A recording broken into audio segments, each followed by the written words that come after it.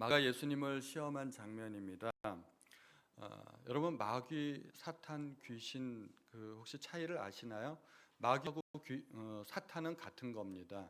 마귀가 예수님을 시험했는데 예수님은 사탄아 물러가라 그러셨죠. 그러니까 마귀와 사탄은 같은 겁니다. 귀신들은 마귀의 졸개들, 부하들입니다. 그래서 귀신들은 많은 숫자가 있고 마귀는 딱 하나가 있습니다. 마귀, 사탄은 하나입니다. 그래서 성경에서는 사탄들이라고 이야기하지 않습니다. 사탄은 딱 하나입니다. 대장이기 때문에 마귀들도 성경 없습니다. 마귀는 딱 하나이기 때문에 성경을 검색해 보면 마귀들이라고 나온 데가 딱 한 군데가 있습니다.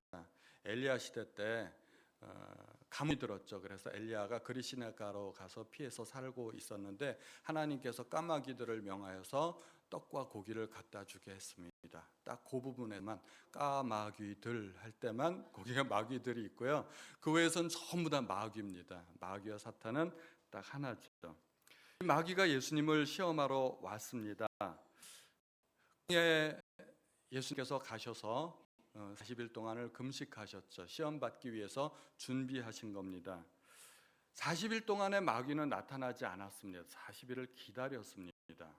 무엇을 기다린 걸까요?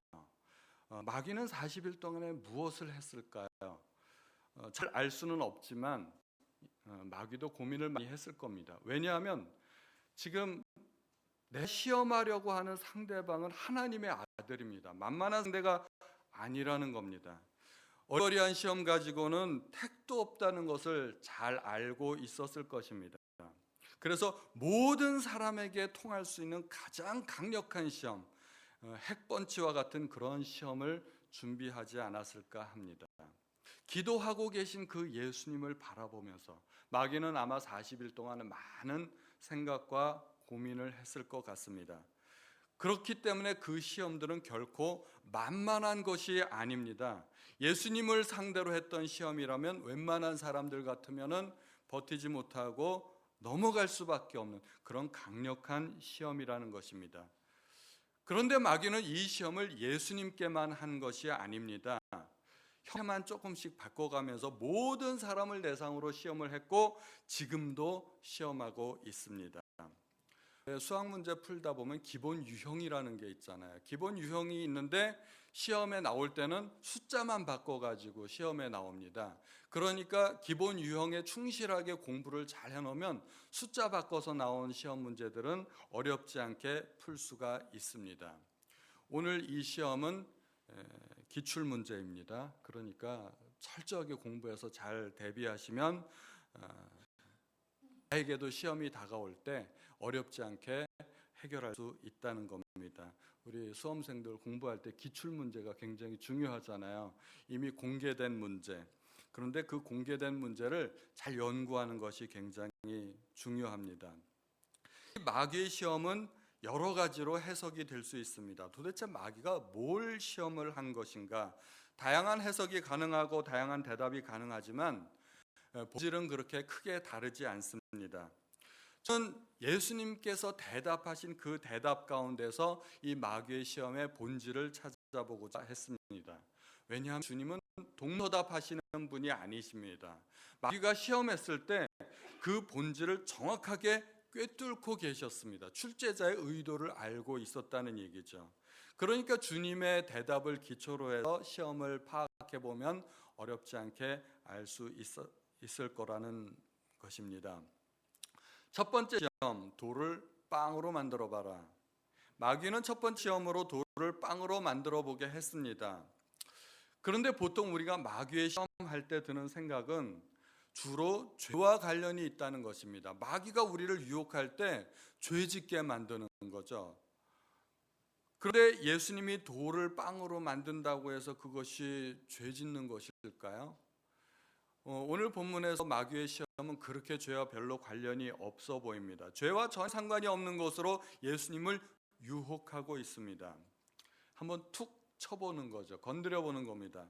이 권투 용어로 치면 잽을 날리는 겁니다. 권투 선수들이 이렇게 글러브를 끼고 상대방 선수를 가격할 태세를 하고 있다가 툭툭 한 씩 쳐봅니다. 그런데 그렇게 툭툭 치는 것을 잽이라고 하는데, 이 잽은 상대방에게 큰 충격을 주기 위한 게 아닙니다. 제가 전직 권투 선수한테 직접 들었는데요, 이렇게 툭툭 치는 거는 거리를 재는 겁니다. 상대방이 내 사정권 안에 들어와 있는지 거리를 재다가 툭툭 치다가 기회가 보이면 빵 하고 아주 강력한 펀치를 날리는 겁니다. 결정타를 날리는 거죠. 결정타를 날리기 위한 준비 작업을 하는 게 잽을 날리고 있는 겁니다. 그렇기 때문에 이건 죄가 아니야 이렇게 생각해도요, 조심해야 됩니다. 마귀가 잽 날리고 있는 겁니다. 그래가지고 어느 결정타가 날아들지 모르기 때문에 이건 죄가 아니야, 이 정도는 괜찮아 하는 것들도 여러분 조심하셔야 됩니다. 마귀는 결코 하수가 아닙니다. 마귀는요 아주 고수입니다. 지금 예수님 때부터 지금까지만 해도 2000년이고 그 이전에도 역사했고, 그러니까 마귀는 대단히 고수입니다. 우리가 조심해야 됩니다. 그런데 예수님은 또 누굽니까? 하나님의 아들이시잖아요. 그러니까 마귀와 예수님의 이 대결은 고수들 간의 대결입니다. 고수들 간의 대결은 하수가 보면 잘 이해가 안 될 때가 많아요. 그 프로기사 바둑들을 보면은요, 하수인 제가 볼 때 참 이해가 안 될 때가 많아요. 저거 따먹어야 되는데 왜 안 따먹을까? 이해가 안 되죠. 그런데 고수들은요, 깊은 생각이 있는 겁니다. 생각이 깊기 때문에 하수의 생각과는 다른 겁니다. 저는 오늘 시험을 보면서 제일 먼저 이해가 안 되는 게 마귀입니다. 마귀는 이해가 안 갑니다. 왜냐하면 예수님은 창조주 하나님이시지 않습니까? 돌로 빵을 만드실 수 있을까요? 없을까요? 만들 수 있습니다. 주님은 물로도 포도주를 만드신 분이십니다. 심지어 창조주이시기 때문에 아무것도 없어도 빵을 만드실 수 있습니다. 이 마귀가 멍청한가 미쳤나? 제가 생각을 해보니까 그래요. 이 마귀의 시험은 지금 예수님을 떨어뜨리려고 하는 시험입니다. 합격시키려고 시험 보는 게 아니에요. 예수님을 불합격시키려고 보는 시험인데, 그러면 어려운 문제를 내야 되지 않습니까? 예수님이 못하는 거를 시켜야지. 예수님이 할 수 있는 것, 능히 할 수 있는 것 가지고 예수님을 시험하면은 이게 시험이 되겠나? 예수님을 시험하려면 마귀는 이렇게 시험해야 돼요. 너 나하고 거짓말 해볼래? 그러면 마귀가 이길 거예요. 마귀는 거짓의 아비니까. 누가 더 사기 잘 치나 시합해볼까? 그럼 마귀가 이길 겁니다. 그런 걸로 시합을 했어야지, 예수님이 할 수 있는 것 가지고 예수님을 시험하면 어쩌고. 예? 자기는 못하는데. 그건 뻔하게 자기가 지는 시험 아닌가요? 돌을 빵으로 만드는 거, 그건 마귀는 못합니다. 근데 마귀가 그 일을 예수님께 주문하고 있습니다. 이게 축구로 치면 자살골 넣는 겁니다. 지금 자살골 넣고 있네. 자기는 못하면서 예수님한테 시키고 있는데 예수님이 하면은 자기가 지는 건데, 이 마귀의 시험도 이해가 안 가지만 예수님도 사실은 좀 이해가 안 갔습니다. 왜냐하면 마귀의 주문은 돌을 떡으로 만들라는 건데 짓는 것도 아니고 예수님한테 어려운 것도 아니고, 마귀가 이렇게 얘기했잖아요. 내가 그렇게 하면 하나님의 아들로 인정해 줄게. 이게 마귀의 요구입니다. 가장 간단하게 대처하는 방법은 뭘까요? 돌로 빵을 만들어서 보여주는 겁니다. 봐라, 이제 알겠나? 너 이렇게 할 수 있어? 그러면은 이제 게임 끝입니다. 보통 세상에서는 그렇게 하면 게임이 끝나는 겁니다. 능력 많은 사람이 이기는 것이고 미션을 완수하는 사람이 이기는 겁니다. 사탄은 못하고 예수님은 할 수 있습니다. 그럼 끝난 거 아닙니까? 그렇게 간단하게 게임을 끝낼 수 있는데 예수님은 그렇게 하지 않았다는 겁니다. 확실히 고수십니다. 예. 우리는 고수들의 생각을 읽어야 됩니다. 이 밑바닥에 뭐가 있을까? 마귀는 단지 예수님의 능력을 테스트한 것이 아닙니다. 예수님도 그것을 아셨죠. 예수님은 능력이 있었습니다. 능력을 사용하는 것은 죄가 아닙니다. 그 빵을 먹는 것도 죄가 아닙니다. 그런데 주님은 어떻게 대답을 하셨을까요? 주님의 대답이 기가 막힙니다. 마태복음 4장 4절에 보면 예수님께서 대답하셨습니다. 성경에 사람이 빵으로만 살 것이 아니라 하나님의 입에서 나오는 모든 말씀으로 살 것이다 라고 기록되어 있다. 주님은 사람이 빵으로만 사는 것이 아니라고 말씀하셨습니다. 이 얘기가 의미하는 바는 뭘까요? 사탄은 그렇게 말하고 있다는 거예요. 사람은 빵으로만 사는 거야. 그렇게 사탄이 지금 거짓말하고 사기치고 있다는 거예요. 주님이 그 속셈을 꿰뚫어 보고 알고 있었습니다. 그래서 주님은 사람이 빵으로만 사는 것은 아니야, 그렇게 말씀하셨다는 것입니다. 물론 사람은 빵을 먹고 삽니다. 그러나 그게 전부는 아니라는 것입니다. 마귀의 속임수는 육신의 필요를 채워주는 것이 마치 그것이 전부인 것처럼 거짓말을 하고 있다는 것입니다. 주님은 이 시대를 비유하면서 마치 노아의 시대와 같다고 말씀하신 적이 있으셨습니다. 홍전에 노아가 방주 안에 들어가기 전날까지 사람들이 먹고 마시고 장가들고 시집가고 그렇게 살았다는 것입니다. 그래서 홍수가 나서 그들을 다 멸할 때까지 그들은 깨닫지 못했는데 그 일이 인자의 때에도 그런 일들이 임할 것이라고 말씀하신 것입니다. 노아의 때에는 사람들이 먹고 마시고 장가들고 시집갔는데 그게 죄인가요? 오늘날은 그렇게 안 하나요? 아니, 언제 어느 시대에는 사람들이 먹고 마시고 장가들고 시집가고 그런 일을 안 했나요? 왜 그게 문제가 될까요? 말때 그런 일이 있을 거라고 예수님께서 말씀하셨는데 도대체 먹고 마시고 장가가고 시집가는 게 왜 문제가 된다는 말입니까? 문제는 그게 전부라는 것입니다.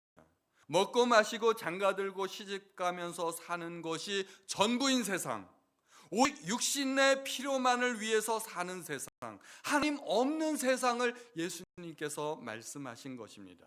사람들은 육신의 필요를 채우는 데만 급급해서 결국은 하나님을 잊어버렸다는 겁니다. 하나님께 예배하는 것이 없는 세상이 오는 것입니다. 그래서 마귀의 시험은 오직 육신적인 필요에만 집중하게 만드는 것입니다. 그래서 다른 것을 못 보게 만드는 것입니다. 마귀의 속임수는 먹는 것이 중요하고 인생은 그 목적으로 사는 것이고 그것이 인생의 전부라고 그렇게 속이고 있는 겁니다. 우리는 먹어 삽니다. 그것은 틀림없는 사실입니다. 그러나 그것이 인생의 목적은 아닙니다. 사람은 영, 혼, 육으로 이루어진 존재입니다. 그런데 마귀는 오직 육신의 필요만 채워주면 모든 것이 다 해결된 것인 양 거짓말을 하고 있다는 것입니다. 영혼에 대해서 눈을 가리는 거죠. 그러나 주님은 육신의 필요보다는 영의 필요에 더 주목을 하십니다. 빵은 육신을 위한 겁니다. 하나님의 말씀은 영혼을 위한 겁니다.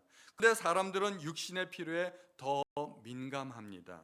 좋은 집, 좋은 차, 좋은 음식, 좋은 옷, 좋은 가방, 이게 모두가 육신을 위한 겁니다. 좋은 차 탄다고 해서 내 영혼이 거룩해질까요? 그런 거 아닙니다. 좋은 음식 먹는다고 해서 내 영혼이 더 순결해질까요? 그런 거 아닙니다. 영과는 아무런 상관이 없습니다. 그런데 마귀는 우리에게 거짓말을 합니다. 너 좋은 집에 살 수 있는 능력 있잖아. 너 좋은 차 탈 수 있는 능력 있잖아. 돈 뒀다 뭐 할래? 도배할 거 아니잖아. 그럼 그런 데 써. 마귀의 속임수라는 거예요. 우리의 육신을 위해서, 육신의 필요를 위해서. 우리는 인생의 목적을 오직 육신의 필요를 채우는 것으로만 그렇게 호도해 버립니다. 그리고 우리의 영적인 눈을 가려버립니다. 사람이 잘 먹어야 육신이 건강합니다. 마찬가지로 영혼도 건강하려면 잘 먹어줘야 됩니다. 영혼에도 양식이 필요합니다. 영혼 양식은 하나님의 말씀입니다. 사람은 밥만 먹고 사는 존재가 아닙니다. 밥만 먹고 산다면 짐승과 뭐가 다르겠습니까? 영혼은 육신보다 훨씬 더 중요합니다. 육신의 건강을 위해서는 온갖 좋은 것도 다 먹고 운동도 하고 다이어트도 하고 돈도 아낌없이 투자를 하는데 우리의 영혼을 위해서는 어떠한 투자를 하고 있을까요? 우리의 영혼은 병들어 있지는 않은지 혹시 관심은 있으십니까? 우리 영혼은 병들어 거의 죽어가고 있는데도 알지 못하고 깨닫지 못하는 경우가 허다합니다. 많습니다. 영혼은 굶주려 가지고 피골이 상접했는데도 불구하고 모릅니다. 관심도 없습니다. 그게 마귀의 속임수입니다. 그렇게 마귀는 오직 육신의 즐거움과 편안함에만 주목하게 만드는 겁니다. 그런데 주님은 영혼에 관심이 있으셨습니다. 사람이 빵으로만 사는 게 아니다. 하나님의 말씀으로 살아야 된다고 우리에게 가르쳐 주시는 것입니다. 우리는 자녀들이 다 잘 되기를 바랍니다. 공부 열심히 해서 좋은 대학 가고 훌륭한 사람이 되기를 바랍니다. 그래서 자녀들을 공부시키기 위해서 아낌없이 투자를 합니다. 그런데 여기에도 마귀의 속임수가 있습니다. 자녀 교육의 최종 목표가 뭘까요? 좋은 대학 가는 거. 좋은 대학 졸업시켜주면 우리는 대부분 부모로서의 역할 다 했다고 그렇게 생각을 합니다. 우리 자녀들이 좋은 대학에 가야 하는 이유가 뭘까요? 좋은 대학에 가야만 좋은 직장을 얻을 수 있기 때문입니다. 그럼 어떤 직장이 좋은 직장일까요? 쉽게 생각하면 연봉 높은 직장이 좋은 직장입니다. 사람들은 연봉으로만 따집니다. 그러므로 우리 자녀 교육시키는 최종 목적은 정말 안타깝게도 우리 자녀들을 돈 잘 버는 인간으로 만들고자 하는 겁니다. 그게 우리 보통 사람들의 목표예요. 잠시 딴 얘기를 좀 해볼까요? 우리 최홍문 목사님은 우리 교회 파트타임으로 부목사로 계셨었습니다. 파트타임으로 이렇게 부목사 시절에 계실 때 저한테 면담 요청을 해왔습니다. 목사님 잠깐 뵐 수 있을까요? 그러면서 저에게 면담 요청을 해왔는데 당시 최 목사님은 음향업체에 직장으로 그렇게 다니고 계셨던 시절이었습니다. 면담을 하는데 갑자기 목사님이 그러신 거예요. 목사님 직장 때려쳐야 되겠습니다. 더 이상 못 다니겠습니다. 아니 왜 그러세요? 직장에서도 주일날도 나와서 일을 하랍니다. 심지어 신천지 교회 가서도 음향 장비 설치해 주랍니다. 그런 요구를 직장에서 했다는 거예요. 아무리 직장 생활을 하지만 그래도 명색이 목사 안수를 받은 사람인데 신천지 교회 가서 음향 장비 설치해 주고 주일날 나와서 일하는 것은 내가 신앙 양심상 못 하겠다는 겁니다. 그래서 때려치겠다는 겁니다. 제가 뭐라고 그랬을까요? 때려치세요. 제가 그렇게 얘기했습니다.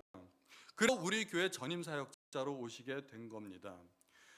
그러면 최 목사님 입장에서는 주일날 일 시키고 이단 교회 가서 도와주는 것은 좋은 직장이 아니라는 겁니다. 그런 직장은 아무리 연봉을 많이 주어도 일할 수 없는 나쁜 직장이 된다는 것입니다. 그럼 지금은 어떻게 됐을까요? 최 목사님은 우리 교회 풀타임으로 그렇게 전임 사역자로 오시게 되었는데 몇 가지를 한번 생각해 볼까요? 경제적인 상황은 어떻게 변했을까요? 전에는 직장 다녔죠. 파트타임으로 사역하시면서 부분적인 그래도 사례비를 받으셨는데 지금은 풀타임으로 사례비 받으십니다. 사례비가 더 늘었을까요? 줄었을까요? 소득이 직장 생활할 때보다 늘었을까요? 줄었을까요? 줄었습니다. 그래도 전에는 직장 생활하고 파트타임 사례비 받았는데 지금은 풀타임이지만 사례비가 그거 합친 것만큼은 못 됩니다. 이사도 오셨습니다. 엄청나게 비싼 임대료 내고 계십니다. 또 소의 물가가 얼마나 비쌉니까? 송도 물가가 비쌉니다. 한적으로 얘기하자면 경제적으로는 전보다 더 어렵게 됐다는 것입니다. 그러면 최 목사님이 잘못 선택한 거 아닐까요? 더 어려운 상황이 되는데 지금쯤이면 땅을 치고 후회하고 있어야 되는데 아직도 땅을 안 치시더라고요. 세상의 기준으로 볼 때와 영적인 눈으로 볼 때 이 좋은 직장이라는 기준 자체가 다르다는 겁니다. 그 기준과 우리 성도의 기준은 달라야 됩니다. 좋은 직장 어떤 직장이어야 될까요? 당연히 주일에는 쉬어야죠. 쉬는 직장이어야 됩니다. 그리고 만약에 평일에도 근무를 시작하기 전에 사장님들이 사원들을 모아놓고 사원들의 그 복지를 위해서 안녕을 위해서 이렇게 기도해주는 직장이 있다면은 그리고 매 정기적으로 예배를 드리는 신우회가 있는 직장이라면 직장 아닐까요? 공직을 모토로 삼고 국가와 사회에 이바지하는 것을 사명으로 아는 그런 직장이 있다면 그런 직장이 좋은 직장이 아닐까요? 연봉을 떠나서 저는 우리가 직장을 판단할 때, 좋은 직장, 나쁜 직장을 판단할 때 세상의 기준과 우리의 기준은 마땅히 달라야 된다고 저는 그렇게 생각을 합니다. 책사님 어쩜 후회할지도 몰라요. 주일날 일 시킨다고 그 직장 때려쳤는데 지금 우리 교회는 주일날 교회에서 더 많이 일 시키고 있잖아요. 어떻게 생각해야 될지 모르겠네. 그러므로 우리가 세상에서 성공한 사람으로 자녀를 만들기 위해서 교육을 시키고 있다면 그거는 마귀에게 속는 겁니다. 스카이 대학을 나와야 좋은 직장에 갈 수 있어. 이 자체가 마귀의 속임수입니다. 우리는 자녀들이 왜 열심히 공부해야 되는지, 왜 좋은 대학에 가야 되는지 그 근본 목적을 다시 한번 생각해 봐야 됩니다. 육신의 필요 때문일까요? 아니면 영적인 필요 때문일까요? 저는 우리 모든 자녀들이 공부 열심히 해서 좋은 대학 가기를 바랍니다. 그러나 목적은 달라야 됩니다. 세상에서 성공하고 세상을 이끌어갈 수 있는 그런 인재가 되고 이 온 세상을 하나님 앞에 이끌어갈 수 있는 인재가 되기 위해서 우리의 자녀들이 세상에서 성공하고 리더가 될 수 있도록 좋은 대학에 갈 수 있도록 그런 목표를 우리가 가져야 되지 않을까 그렇게 생각을 합니다.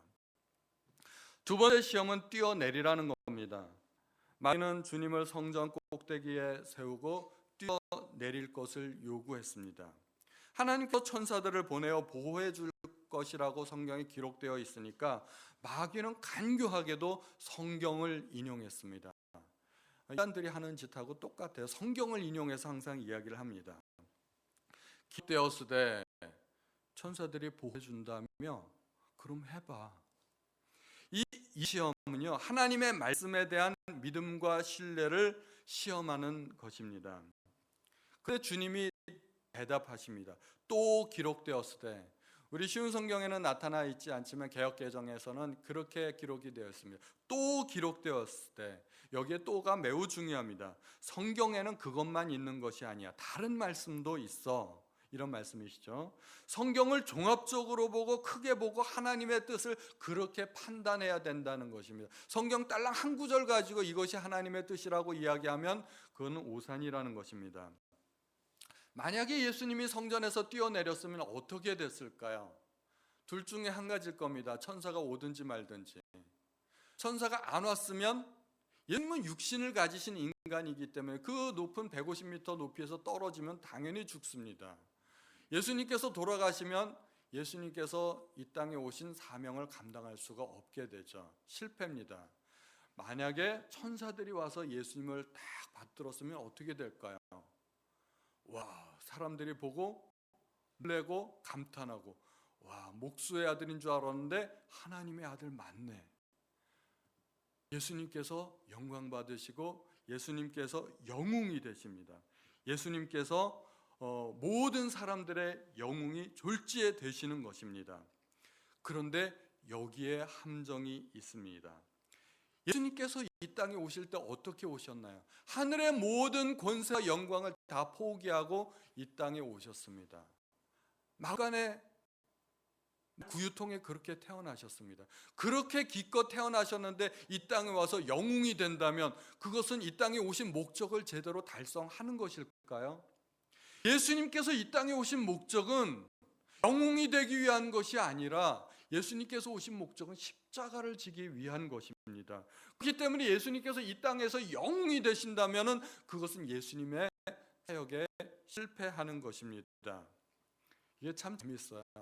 성전에서 뛰어내리면 이래도 실패 저래도 실패입니다. 나중에 서기관들과 바리새인들이 예수님을 시험할 때 그러잖아요. 이렇게도 대답 못하고 저렇게도 대답 못하고 막 난제를 내가지고 돌로 쳐야 됩니까 말아야 됩니까 이런 질문을 하는데 마귀의 시험이 그래요. 시험에 딱 들면 이러지도 저러지도 못하는 상황에 딱 올가매는 겁니다. 성전 시험은 이래저래 실패할 수밖에 없는 시험입니다. 그거 가지고 시험하는 겁니다. 그런데 주님은 성경을 인용하셨습니다. 주 너의 하나님을 시험치 말라. 성전에서 뛰어내리는 것은 하나님을 시험하는 행동이라는 것이죠. 마귀는 하나님의 말씀을 의심케 하고 하나님의 말씀을 시험하다가 사역에 실패하게 만드는 것입니다. 마귀는 이 시험을 아담과 하와에게도 써먹었습니다. 거짓말하는 거죠. 선악과를 따먹는 날에는 죽으리라고 하신 말씀은 거짓말이야. 오히려 눈이 밝아져 하나님과 같이 될 거야. 안심하고 따먹어. 암과 하는 하나님의 말씀을 시험했습니다. 그리고 선악과를 따먹습니다. 실패했습니다. 문제는 하나님의 말씀에 대한 믿음입니다. 말씀을 있는 그대로 믿어야 됩니다. 정말로 하나님의 말씀을 믿는다면 예수님께서 성전에서 뛰어내릴 이유가 있어요? 없습니다. 성전에서 뛰어내릴 이유가 하나도 없습니다. 주님은 하나님을 시험치 말라며 단언하시면서 마귀의 시험을 그렇게 끝냈습니다. 마귀가 우리를 시험할 때 성경은 단지 이론이라고 그렇게 이야기합니다. 이론과 실제는 달라. 그렇게 살면 안 돼. 그게 마귀의 시험인 거죠. 주님께서는 우리에게 주는 것이 받는 것보다 복되도다 말씀하셨습니다. 이 말씀을 우리가 사실로 받아들이면 우리는 맨날 퍼주면서 살아야 됩니다. 그렇게 주면서 살아야 됩니다. 그러나 우리는 하나님의 말씀을 그냥 좋은 말씀 그렇게 받아들이고 있는 경우가 많습니다. 주님은 너는 먼저 그의 나라와 그의 의를 구하라 그리하면 이 모든 것을 더하시리라 말씀하셨습니다. 우리가 정말 그 말씀을 믿는다면 우리는 하나님의 나라와 의를 가장 우리의 삶의 최우선에 두고 그렇게 살아야 됩니다. 우리의 삶에 180도 변혁이 일어나야 될 겁니다. 그런데 우리의 삶은 그렇지 않습니다. 우리 삶은 언제나 나의 필요를 채우는 것이 우선순위입니다. 나를 위해 시간을 쓰고 재물을 쓰고 그리고 또 남는 것이 있을 때 하나님께 드리려고 합니다. 그렇게 하면은요 하나님 앞에 드릴 것이 하나도 없습니다. 사실은 못 드립니다. 하나님께 먼저 드려야 내가 드릴 수 있는 게 있는 것입니다. 우리는 세상을 살아가면서 나의 필요, 나의 욕망, 나의 즐거움을 채우는 것이 가장 우선순위에 있지 않나요? 우리는 늘 속아요. 재영이가 방학을 해가지고 재영이한테 너도 방학했으니까 교회 와서 기도 좀 해라 그렇게 얘기를 했습니다. 그랬더니 재영이가 하는 말이 기도해도 응답이 잘 안 돼요. 그런 말을 했습니다. 충분히 공감이 되죠. 기도해도 응답이 잘 안 되니까 저 기도 안 할래요. 그런 얘기입니다. 정말 기도해도 소용이 없다면 기도 많이 한 사람이 가장 먼저 알 겁니다. 한두 번 해보고 기도 안 되면 이게 안 되는구나, 나는 안 되는가 보구나 그러고 포기했겠지만 정말 100번, 1000번을 기도해도 응답이 안 되는 사람은 정말 기도는 쓸데없는 짓이구나 하는 것을 알게 될 겁니다. 그런데 기도 응답이 잘 안 된다는 이야기는 기도 많이 하는 사람이 합니까? 기도 안 하는 사람이 많이 합니까? 기도 안 하는 사람이 주로 그런 얘기를 합니다. 기도 많이 하는 사람, 정말 기도의 고수들은요 기도해도 응답 안 되더라 그런 얘기 안 합니다. 이것도 마귀의 속임수인 거죠. 기도 많이 해본 사람은 기도의 묘미를 압니다. 처음부터 그것이 우리에게 이렇게 즐거움으로 기쁨으로 다가오는 게 아니에요. 처음에는 힘듭니다. 뭐 하나 배우려면 처음에는 다 힘듭니다. 그런데 어느 경지를 넘어가면 그것이 즐거움이 되고 기쁨이 됩니다. 기도 그렇습니다. 기도의 묘미는 일단 응답받는 것도 있지만 기도는 능력이고 하나님의 지혜입니다. 기도는 환경을 바꾸는 것이 아니고 나를 바꾸는 것입니다. 열악한 환경을 바꾸어 주는 것이라기보다는 열악한 환경 속에서도 능력 있게 살아갈 수 있도록 하나님께서 나를 바꾸어 주는 것, 그것이 바로 기도인 것입니다. 그래서 주님은 중요한 일이 있을 때마다 기도하셨습니다. 평소에도 기도하셨지만 시험 받으실 때 40일 동안 금식하면서 기도하셨고, 제자들을 선택하실 때 밤새도록 기도하셨고, 오병이어의 사건 이후에 사람들이 예수님을 왕으로 모시려고 그러니까 산속으로 올라가서 그렇게 기도하셨습니다. 십자가 사건을 앞두고는 땀방울이 핏방울이 되도록 그렇게 기도하셨습니다. 고기도 먹어본 놈이 맛을 안다고 기도는 해본 사람이 그 맛을 압니다. 주님은 자녀가 떡을 달라는데 돌을 줄 부모가 없고 생선을 달라는데 뱀을 줄 부모가 없다고 하셨습니다. 그런데 우리는 잘 안 믿습니다. 그래, 기도하면 좋은 거지. 그런 정도로만 여기게 됩니다. 만약에 우리가 하나님의 말씀을 진리로 사실로 받아들인다면 우리는 이렇게 무능력한 삶을 살지는 않을 겁니다. 우리의 삶에 개혁이 일어나고 변화가 일어나고 정말 능력 있는 삶을 살게 될 겁니다. 우리가 하나님의 말씀을 믿지 않는다는 걸 어떻게 할까요? 사는 것을 보면 압니다. 말씀대로 안 살아요. 내 생각과 내 계획대로 삽니다. 하나님의 말씀보다 내 생각과 내 경험을 더 많이 믿습니다.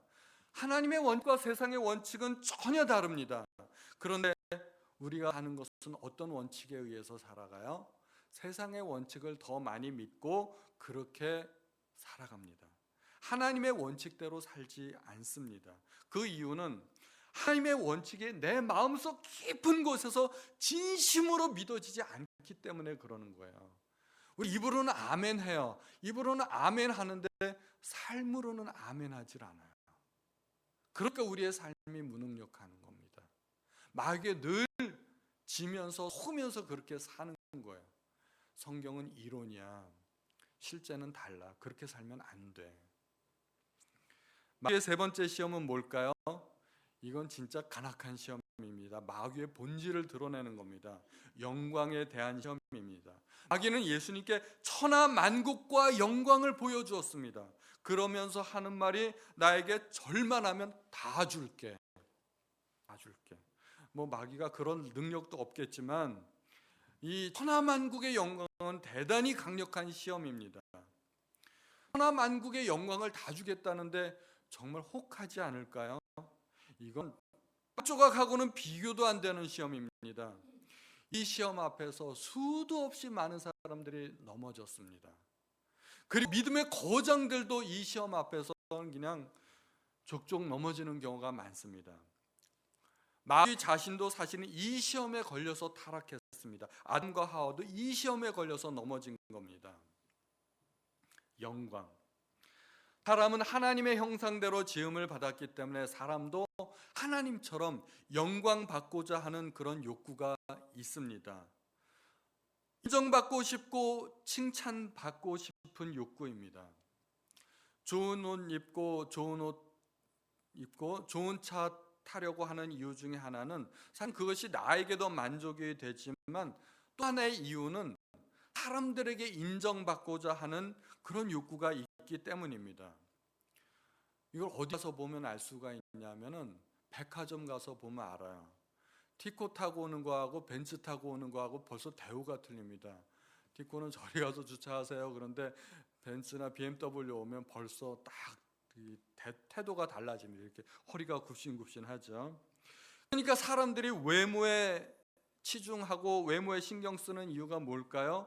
인정받고 싶고 사랑받고 싶기 때문에 외모에 신경 쓰는 겁니다. 더 나아가서 영광받고 싶은 겁니다. 바리새인들이 사실은 나쁜 일 하지 않았어요. 바리새인들이 한 일은 굉장히 좋은 일들입니다. 구제했죠, 금식했죠, 열심히 기도했죠. 뭐가 나빠요? 그래도 불구하고 예수님께 책망받은 이유가 있습니다. 왜일까요? 사람들의 영광을 구했기 때문입니다.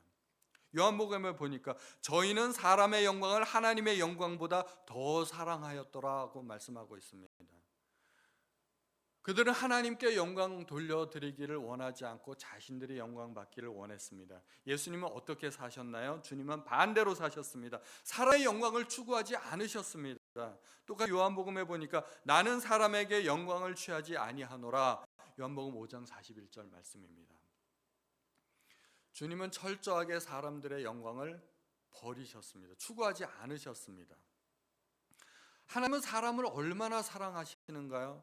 정말 하나님은 사람을 끔찍하게 사랑하십니다. 자기 아들을 주시는 데까지 사랑하셨습니다. 또 로마서에 보니까 하나님께서 아들과 함께 모든 것을 주시겠다고 약속하셨습니다. 그 모든 것을 주시겠다고 약속하셨는데 그런데 하나님께서 한 가지는 안 주십니다. 어떤 인간에게도 주시지 않은 것이 있습니다. 그게 영광입니다. 하나님께서는 아브라함에게도 또 모세에게도 다윗에게도 영광을 주신 적이 없으십니다. 영광을 허락하신 적이 없으십니다. 영광은 마치 태양과 같아서 인간이 감당할 수 없는 거예요. 하나님은 그것을 아시기 때문에 인간에겐 영광을 주시지 않는 겁니다. 태양 가까이 가면은 무엇이든지 다 녹아버리고 타버립니다. 태양 가까이 갔을 때 견딜 수 있는 것이 하나도 없습니다. 영광이란 그런 것입니다. 오직 하나님만이 영광 받으실 수 있는 것입니다. 하나님께 가장 아름답고 능력 있게 창조하신 천사가 스스로 하나님이 되고 싶어 했습니다. 하나님께서 받으셔야 할 그 영광을 자기가 누리고 싶어 했던 것입니다. 결국 그 천사는 하늘에서 내어 쫓겨 이 땅으로 내려왔습니다. 그 앞으로는 지옥의 불구덩이 속으로 떨어질 겁니다.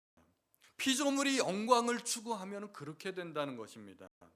아담과 하와도 선악과를 따먹고 하나님과 같이 되려 하다가 에덴 동산에서 쫓겨났습니다. 영생을 잃어버렸습니다. 마귀에게 속한 자들이 되어버렸습니다.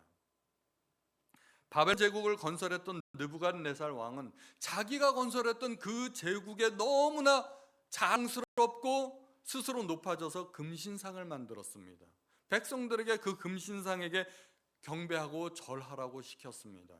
그게 인간의 본성이라는 것입니다.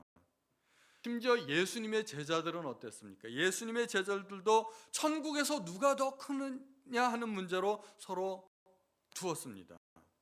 모든 사람들의 기본적인 욕구 속에는 인정받고 칭찬받고 높아지려는 그 마음이 있다는 것입니다.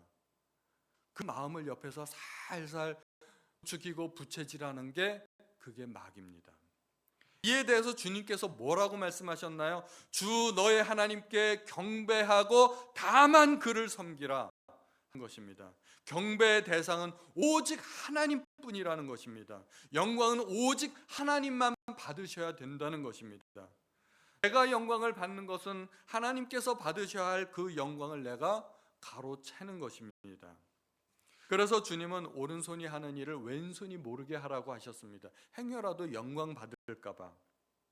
우리는 교회에서 열심히 섬기고 봉사해야 됩니다. 거기까지는 좋은데 문제는 그 다음입니다. 열심히 일하고 대가를 바랍니다. 그 대가를 사람들에게서 바랍니다.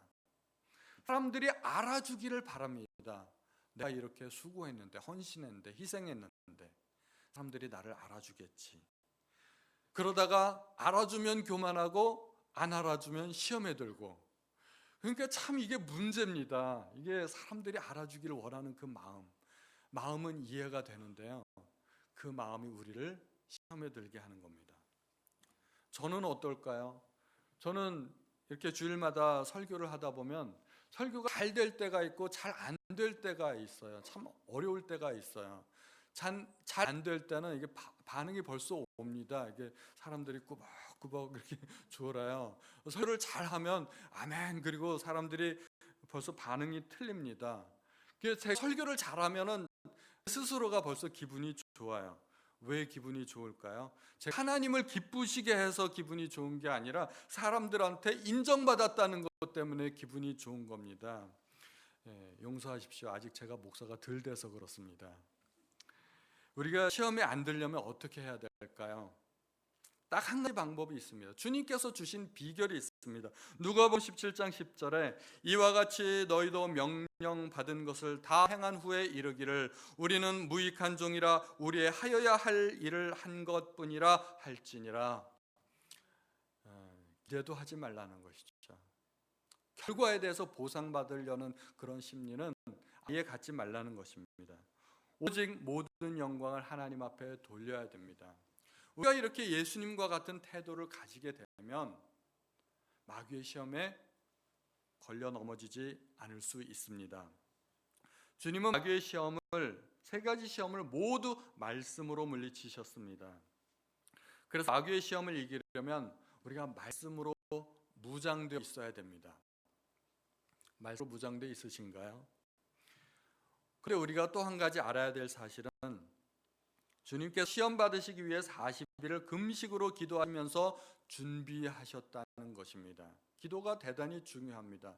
만약 성경 지식만 이렇게 갖고 있으면 시험에 안 든다고 그러면 신학교 교수님들은 절대 시험에 안 들 거예요. 그런데 말씀만으로 물리치는 게 아니에요. 다윗도 말씀 기가 막히게 알았던 사람인데 나중에 시험에 듭니다. 말씀과 기도로 무장되어 있어야 됩니다. 우리가 새해를 시작하면서 우리가 특세를 가졌습니다. 우리 새로운 시작은 이렇게 기도로 무장되는 것이 중요하다 그러면서 특별 새벽 기도를 가졌습니다. 그런데 2월 말에 또 한 번의 특세를 가지려고 합니다. 우리 자녀들 3월이면 개학하지 않습니까? 개학을 앞두고 일주일간 특세를 한번 했으면 좋겠다는 생각입니다. 그래서 2월 특세의 초점은 우리 다음 세대 초, 중, 고, 청년부까지 우리의 자녀들이 세상에 나가서 어떻게 하나님의 자녀로서 승리하고 이길 수 있는가. 그래서 다음번 특세 주제는 다니엘입니다. 다니엘서. 지금부터 준비하고 있는데 우리 자녀들이 세상 가운데서 성공하는 것이 다는 아니지만 그래도 저는 우리의 자녀들이 세상 가운데서 앞서 나가고 리더가 되기를 바랍니다. 그래서 하나님의 도움을 받기를 원하는 겁니다. 우리의 자녀들이 세상 가운데 승리하고 리더 되려면 하나님이 더 중요할까요? 학원 선생님이 더 중요할까요? 아시죠? 우리가 말로는 다 압니다. 하나님이 더 중요하지. 그런데 삶으로는 하나님을 중요한 분으로 여기지 않는다는 겁니다. 우리가 말로는 아멘해요. 근데 삶으로는 아멘이 안 돼요. 우리의 자녀들이 하나님의 말씀을 듣는 것보다 학원 선생님 말씀 듣는 것을 더 중요하게 생각하는 경향이 있습니다. 기도하는 것보다 그 시간에 수학 문제 하나 더 풀고 영어 단어 하나 더 외우는 것이 중요하게 생각합니다. 저는 우리 자녀들이 공부하지 말라는 게 아닙니다. 오해하지 마세요. 공부해야 됩니다. 더 열심히 공부해야 됩니다. 세상 자녀들보다 더 열심히 머리 쓰고 공부해야 됩니다. 그런데 내 힘으로 내 능력으로 공부하지 말고 하나님의 능력으로 도움받아서 공부하라는 겁니다. 그 더 중요한 것, 하나님의 영광을 위한 특별한 목적을 가지고 공부하라는 겁니다. 똑같이 공부하되 목적이 달라야 된다는 것입니다. 그래서 이번 특세는 초등학생부터 청년부까지 우리 다음 세대들이 다 참석했으면 좋겠습니다. 초등학생들도 나왔으면 좋겠어요. 그리고 학부형들 꼭 나오시기 바랍니다. 일주일만 투자하고 고생 각오하시기 바랍니다. 안 얻은 것 하려면은 굉장히 힘들어요. 그렇죠? 새벽 예배 안 나오던 사람이 나오면 하루 리듬이 다 깨져버립니다. 힘든 것 압니다. 그리고 저도 힘듭니다. 우리 성도님들은 일주일간 특별 새벽 기도회 하지만 저는 일주일간 고난 주간입니다. 제가 고난 주간을 자처하면서 하는 이유는 그래도 그것이 중요하고 보람이 있다는 생각을 하기 때문에 그렇습니다. 우리님은 말씀으로 모든 시험을 물리치셨지만 말씀으로만 물리치신 것이 아닙니다. 오히려 시험을 이기기 위해서는 기도하는 것이 반드시 필요합니다. 겟세마네 동산에서 주님은 제자들에게 시험에 들지 않게 깨어 있어 기도하라고 말씀하셨습니다. 성도님들 기도하는 성도님들 되시기 바랍니다. 또 날마다 하나님의 말씀 묵상하시고 우리 성경 하잖아요. 요즘 마태복음 하는데 날마다 읽으시고 묵상하시기 바랍니다. 그러면 반드시 이깁니다. 주님께서 이기는 비결을 우리에게 가르쳐 주셨습니다. 우리 모든 성도님들 마귀와의 그 싸움에서 반드시 승리하는 성도님들 되시기 바랍니다. 350장 찬양하시겠습니다. 우리들이 싸울 것은 혈기 아니요 우리들이 싸울 것은 육체 아니요 마귀 권세에 맞서 싸워 깨쳐버리고 죽은 영혼 살릴 것일세. 함께 찬양하시겠습니다.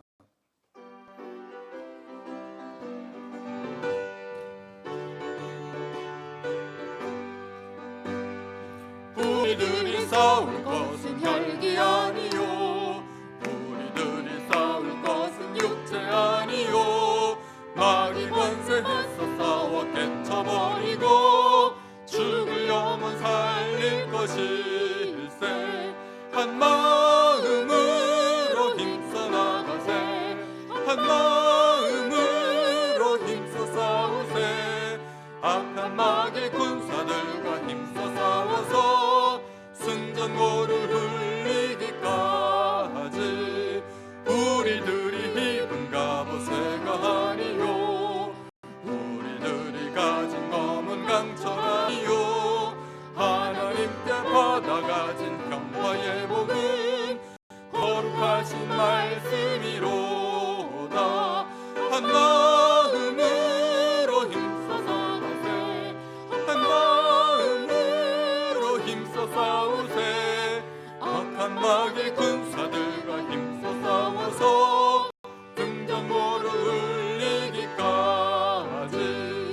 악한 마귀 죄 아무리 강할지라도 우리들의 대장 예수 앞서가시니 주저 말고 용감하게 힘써 싸우세 최후 승리 얻을 때까지 한 마음으로 힘써 나가세 한 마음으로 힘써 싸우세 악한 마귀 군사들과 힘써 싸워서 승전모를 울리기까지 죄악 중에 빠진 사람 죄를 이루쳐 십자가에 달린 예수 믿기만 하면 위대한 데 빠진 영혼 구원 얻어서 천국 백성 될 것임일세 한 마음으로 힘써 나가세 한 마음으로 힘써 싸우세 악한 마귀 군사들과 힘써 싸워서 승전모를 울리기까지. 하나님 감사합니다. 오늘 말씀을 통하여 은혜 베풀어 주시고 예수님께서도 우리처럼 시험 받으신 분이시라는 것을 알게 해주신 것 참으로 감사드립니다. 예수님께서는 우리처럼 시험 받으셨기 때문에 굶주린 사람들의 그 배고픔을 아십니다. 육체의 연약함 때문에 피곤함을 아시는 분이십니다. 또 목마름의 갈증을 아시는 분이십니다. 또 살이 찢기고 창으로 찔리는 그 아픔을 아시는 분이십니다. 하나님, 우리처럼 그렇게 육체를 입고 이 땅에 오셔서 시험받은 예수님께서 시험에 이기시는 비결을 우리에게 알려주셨습니다. 하나님, 우리 모든 성도님들 시험 앞에서 약하여지지 않게 해주시고 굴복하지 않게 해주시고 하나님의 말씀과 기도로서 승리할 수 있도록 하나님 도와주옵소서. 모든 말씀 우리